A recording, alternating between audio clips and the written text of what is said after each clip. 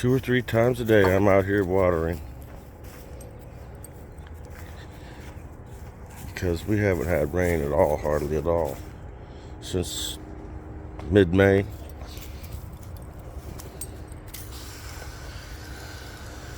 This is the raspberry patch, or one of them. I just water it, keep it wet. My wife has stage 4 cancer and is very excited about being able to pick and eat these berries this year. This is something I accidentally started years ago. I threw down a bunch of raspberry seeds from when we made jelly, thinking no way that they're going to grow, but they grew and spread and took over the whole back fence here. And over there is raspberries as well. But this is the one that gets the most sun. So I'm watering it, keeping it wet. Provide a little bit of joy for at least a couple people. We'll share some of these berries with people at work, because there are people that adore these. But where do you get them? You can't buy them. You have to have a wild patch, kind of.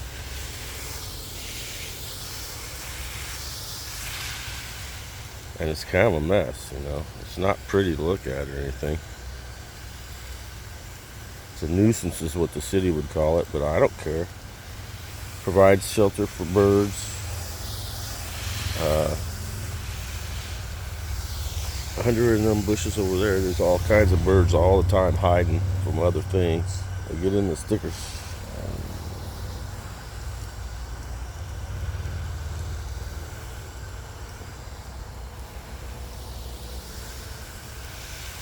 So I'll spend a little time every day watering my berry patch and my tomato patch.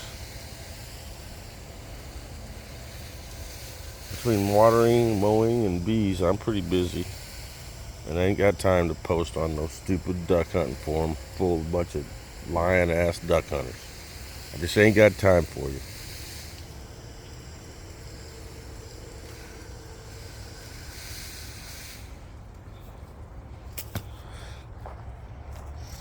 She's excited about these too. Cherry tomatoes. My wife loves cherry tomatoes. In fact, she likes tomatoes. Why do you think I do all this? Let's tell the story. Years ago, we used to live in a trailer park, and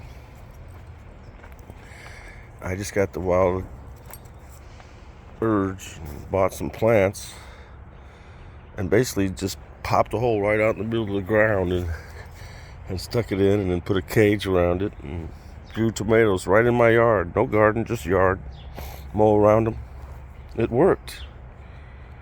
And it got us to where we really love these Roma tomatoes, because that's one of the types I grew just for the heck of it.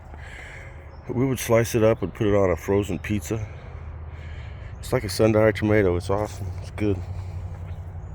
So we grow, I've got 21 Roma plants. I've got 6 big boy plants.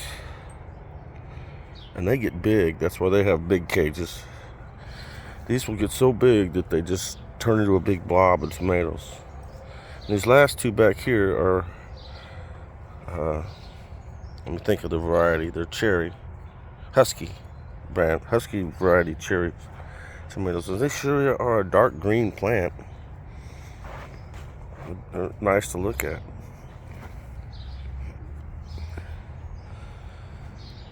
I enjoy doing this, and I do it every year. I've been doing this for probably about 15 years now.